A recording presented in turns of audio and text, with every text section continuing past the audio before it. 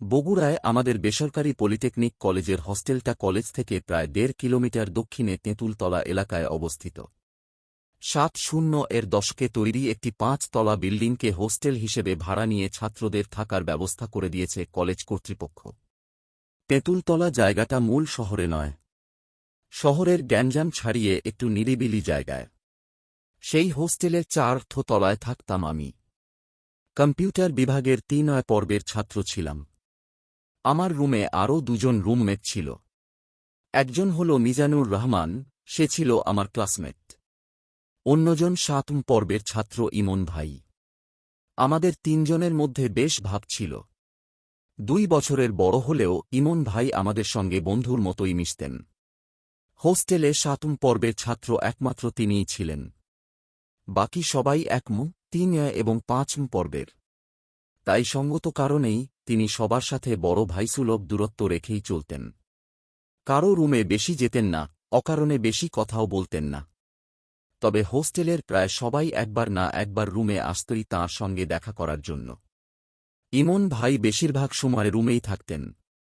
শুধু সন্ধ্যের পর মাঝে মধ্যে তাঁর এক বন্ধুর মেসে যেতেন। সেখানেও বেশি দেরি করতেন না। ইমন ভাই যখন রুমে থাকতেন তখন তাঁকে কমন ৩টি সিস্টেমে দেখা যেত। হয় শুয়ে, নয়তো বিছানায় বসে মোবাইলে চ্যাটিং করতে, নয়তো বা বাবু হয়ে বসে পড়তে। তিনি বিছানায় বসেই পড়তেন, কারণ টেবিল থাকলেও তাঁর চেয়ার ছিল না। শীতের দিনে তিনি যখন রুমে থাকতেন সবসময়ই তাঁর গায়ে কালো একটি কম্বল জড়ানো থাকত। কখনো তিনি আগাগোড়া কালো কম্বলে ঢেকে শুয়ে থাকতেন। তিনি একদিন আমায় বলেছিলেন, সুফল, আমার এ কম্বলটাতে আমার নানা সাহেবের স্মৃতি জড়িয়ে আছে। কিভাবে জানতে চাইলাম আমি, উনি কি এটা আপনাকে কিনে দিয়েছিলেন? ইমন ভাই মৃদু হেসে বললেন, না, ওনার লাশ এ কম্বলে মুড়িয়ে হাসপাতাল থেকে বাসায় নেওয়া হয়েছিল। ইমন ভাইয়ের কথায় আমি শিহরিত হলাম। এসব ব্যাপারে আমার বাড়াবাড়ি রকমের অ্যালার্জি, মানে ভীতি আছে। তাই ইমন ভাইয়ের এ কথায় আমার অ্যালার্জি একটু বাড়ল। কাঁপা গলায় প্রশ্ন করলাম, সত্যি? আপনার ভয় লাগে না? আমার কথায় জোরে হেসে উঠলেন ইমন ভাই। বললেন, ভয় লাগবে কেন? আমার তো আরও সাহস হয়। মনে হয় নানা সাহেব আমার সঙ্গেই আছেন। সর্বনাশ! এ লোক বলে কি?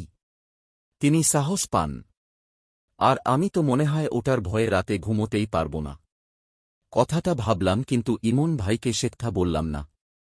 শুধু বললাম, আপনার সাহস আছে ভাই। আমি হলে ওই স্মৃতি ছুঁয়েও দেখতাম না। এরপর থেকে রাতের বেলা আমার একটু ভয় লাগত।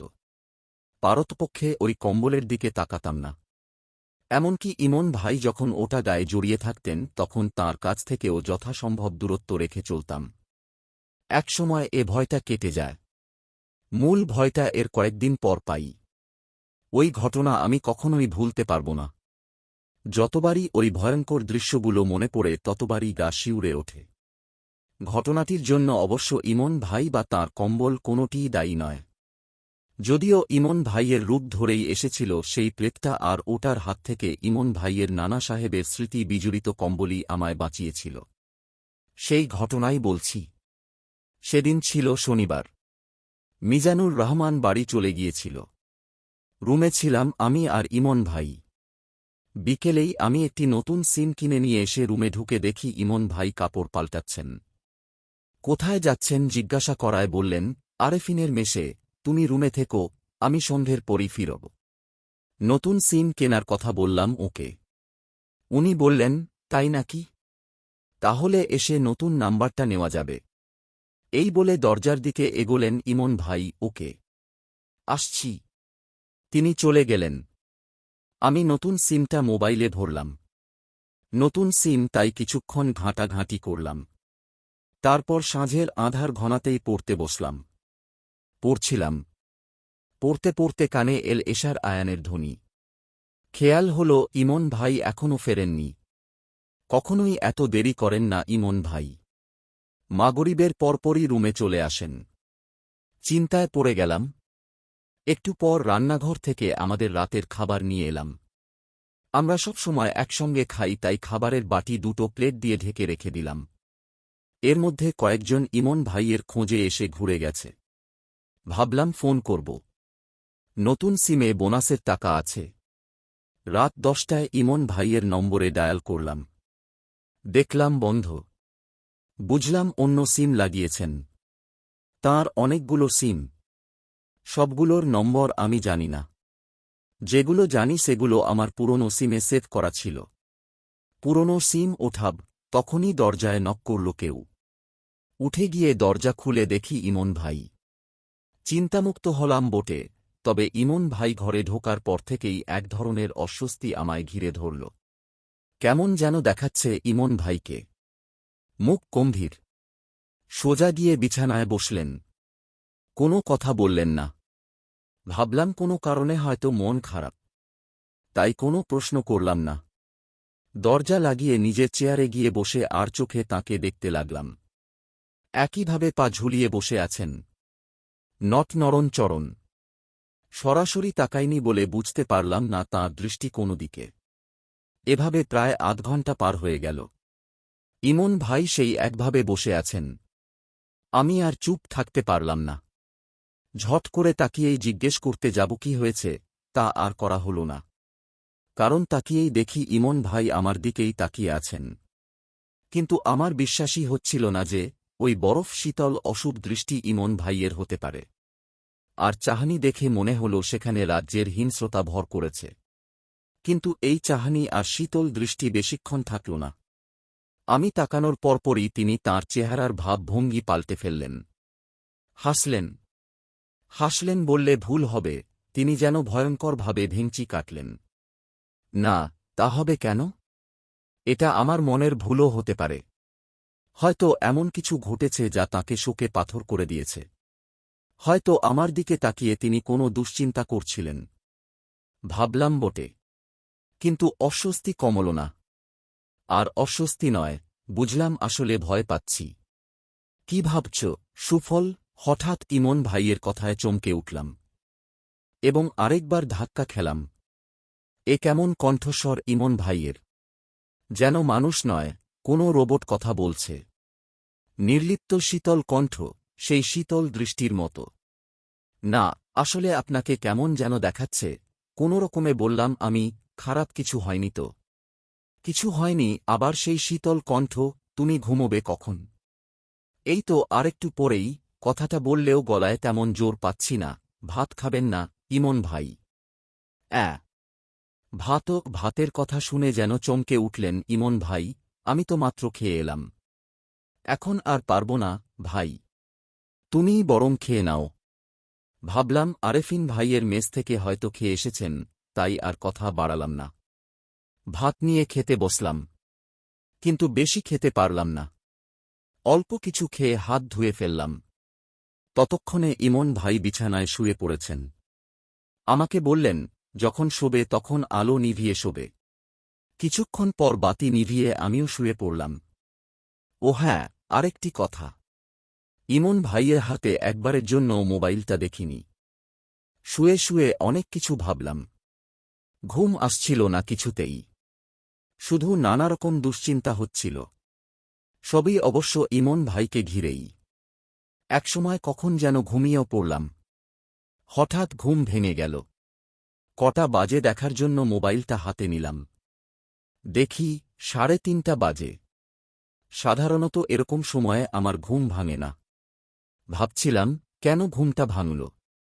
তখনই হাঁপানোর মতো শব্দ কানে এল। যেন কেউ অনেকখানি রাস্তা দৌড়ে এসে হাঁপাচ্ছে।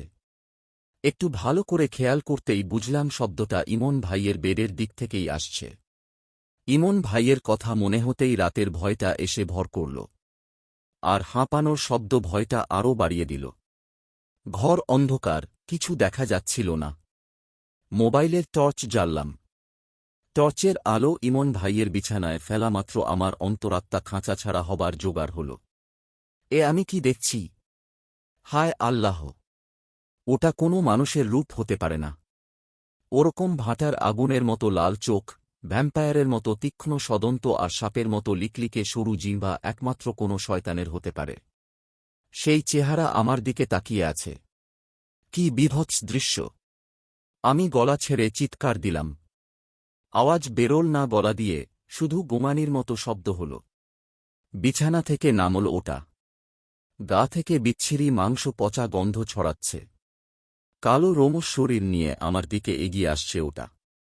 মনে মনে দোয়াদরুদ পড়তে লাগলাম আর ওটার দিকে প্রবল আতঙ্ক নিয়ে চেয়ে রইলাম। ওটা আরও কাছে আসছে, আরও। হঠাৎ যেন একটুর জন্য শক্তি ফিরে পেলাম। টেবিলের ওপর রাখা কাঁচের গ্লাসটা ওটাকে লক্ষ্য করে ছুঁড়ে মারলাম। কি আশ্চর্য! গ্লাসটা ওর শরীর ভেদ করে পেছনের দেওয়ালে সজোরে বাড়ি খেয়ে গুঁড়ো গুঁড়ো হয়ে গেল। পিশাচটা একেবারে আমার সামনে এসে দাঁড়িয়েছে। বিচ্ছিরি কটু গন্ধে আমার দম বন্ধ হবার জোগাড় হল। একবার মনে হল বমি করে ফেলব। ওর হাত দুটো আমার গলা লক্ষ্য করে এগিয়ে আসছে। হাতে ইয়া বড় বড় নখ। বুঝলাম ও আমার গলা টিপে ধরতে চাইছে। তীব্র আতঙ্ক নিয়ে পরিণতির অপেক্ষা করতে লাগলাম। হঠাৎ ইমন ভাইয়ের বেড়ে কিছু একটা নড়াচড়া লক্ষ্য করলাম। এবার ভয়ের সাথে যোগ হল বিস্ময়। দেখলাম ইমন ভাইয়ের কালো কম্বলটি নিজে নিজেই নড়ছে। ওই তো, ওটা যেন হাওয়ায় উড়ে আসছে। পরের দৃশ্য দেখে আমি হতভম্ব হয়ে গেলাম। কম্বলটি সেই পিশাচটাকে আষ্টেপৃষ্ঠে পেঁচিয়ে ধরল। কম্বলটা ওটাকে এমনভাবে পেঁচিয়ে ধরল যে ওটা আর দাঁড়িয়ে থাকতে পারল না, মেঝেতে পড়ে গেল। এই সুযোগে আমি এক দৌড়ে দরজার কাছে চলে গেলাম। কোনো রকমে দরজাটা খুলেই পাশের রুমের দরজায় গিয়ে পাগলের মতো ধাক্কাতে লাগলাম। একটু পর দরজা খুলে দিল নাজমুল। ইতিমধ্যেই দরজা ধাক্কানোর প্রবল শব্দে অনেকেই বাইরে বেরিয়ে এসেছে। সবার একই প্রশ্ন, কি হয়েছে? আমার হৃৎপিণ্ড দমাদম লাফাচ্ছিল। মুখ দিয়ে কোনো কথা সরল না। হাত দিয়ে ইশারা করে আমার রুম দেখিয়ে দিলাম। সবাই কৌতূহলী হয়ে আমার রুমে ঢুকল। পিছন পিছন আমিও ঢুকলাম। একজন বাতি জ্বালল। দেখলাম ওটার আর কোনো অস্তিত্ব নেই। শুধু গ্লাসের ভাঙা টুকরো আর কম্বলটা মেঝেতে পড়ে আছে। কম্বলটির দোমড়ানো মোচড়ানো অবস্থা দেখে বুঝলাম ওটা ধস্তাধস্তির ফল। সবাই কাঁচের টুকরো আর কম্বলটি দেখে আমায় জিজ্ঞেস করল, কি হয়েছিল আর ইমন ভাই বা কোথায়? আমি পানি চাইলাম। আরাফাত বোতল এনে দিল। ঢকঢক করে অর্ধেক বোতল পানি শেষ করলাম। তারপর কাঁপা কাঁপা গলায় সবকিছু বললাম ওদের। নাজমুল ইমন ভাইয়ের নম্বরে ফোন করল। নম্বর খোলা।